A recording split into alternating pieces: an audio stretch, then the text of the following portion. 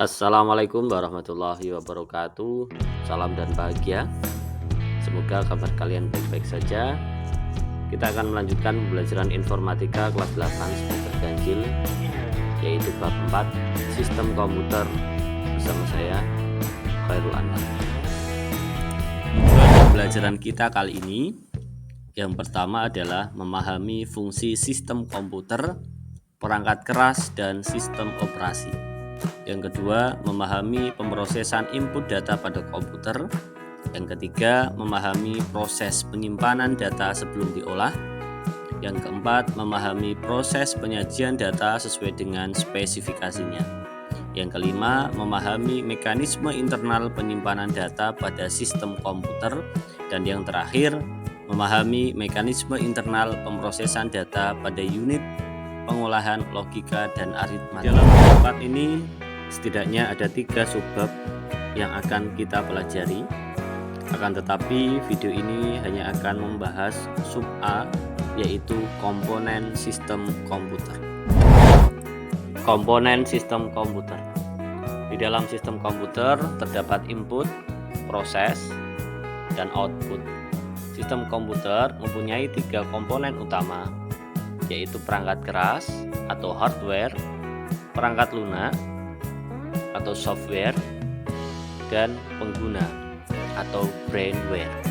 Perangkat keras atau hardware merupakan suatu perangkat komputer yang dapat diraba, dilihat secara fisik, serta berfungsi untuk menjalankan instruksi dari perangkat lunak.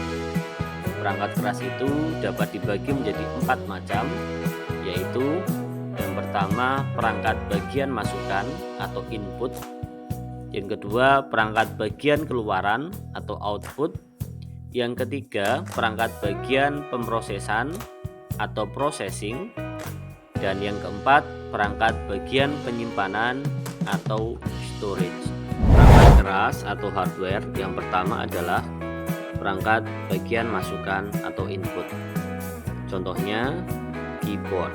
Keyboard ini berfungsi sebagai perangkat input utama untuk memasukkan data ke dalam komputer seperti teks, angka, simbol, dan perintah lainnya. Contoh yang kedua adalah mouse.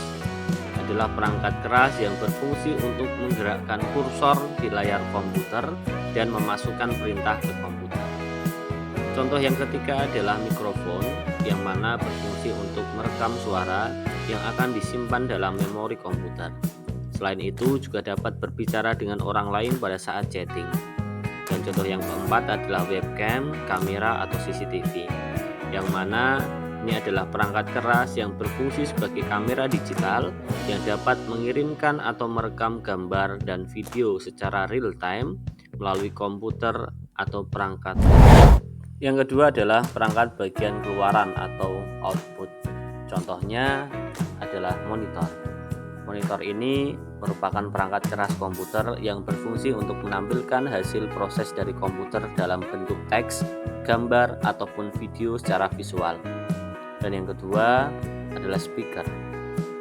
Perangkat yang mengubah sinyal listrik yang diperkuat oleh amplifier menjadi getaran udara yang dapat didengar oleh manusia sebagai suara.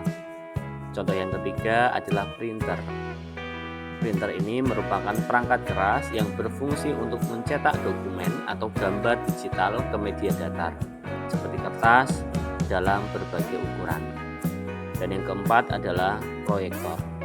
Ini berguna untuk menampilkan objek atau data berupa teks, gambar maupun video yang ada di dalam komputer atau laptop pada sebuah layar atau dinding. Contoh yang lain adalah handset, plotter, dan VGA. Selanjutnya adalah perangkat bagian pemrosesan atau processing. Contohnya adalah prosesor atau Central Processing Unit (CPU). Ini merupakan otak komputer yang bertanggung jawab untuk menjalankan instruksi dan mengendalikan operasi komputer. Contoh yang kedua adalah motherboard. Motherboard ini sebagai distributor daya dan penghubung segala jenis komponen komputer sehingga mereka dapat berkomunikasi satu sama lain. Yang ketiga adalah RAM atau Random Access Memory. adalah perangkat keras yang berfungsi untuk menyimpan data sementara yang dibutuhkan oleh perangkat saat beroperasi. Contoh yang keempat adalah power supply. Fungsi utama power supply adalah mengubah arus listrik dari sumber daya menjadi tegangan, frekuensi, dan arus yang sesuai untuk memasok daya ke perangkat komputer. Yang kelima adalah heatsink. Fungsi heatsink adalah untuk membuang panas dari perangkat elektronik sehingga dapat meningkatkan kinerja dan memperpanjang masa pakainya. Yang keempat adalah perangkat bagian penyimpanan atau storage. Storage ini adalah perangkat yang digunakan untuk menyimpan data. Data ini bisa berupa file, teks, gambar, video, aplikasi, dan informasi lainnya. Perangkat penyimpanan ini dapat dibagi menjadi dua kategori utama. Yang pertama adalah storage device permanen dan storage device sementara. Storage device permanen ini contohnya adalah hard disk drive atau HDD, solid state drive SSD, optical disk, dan flash drive.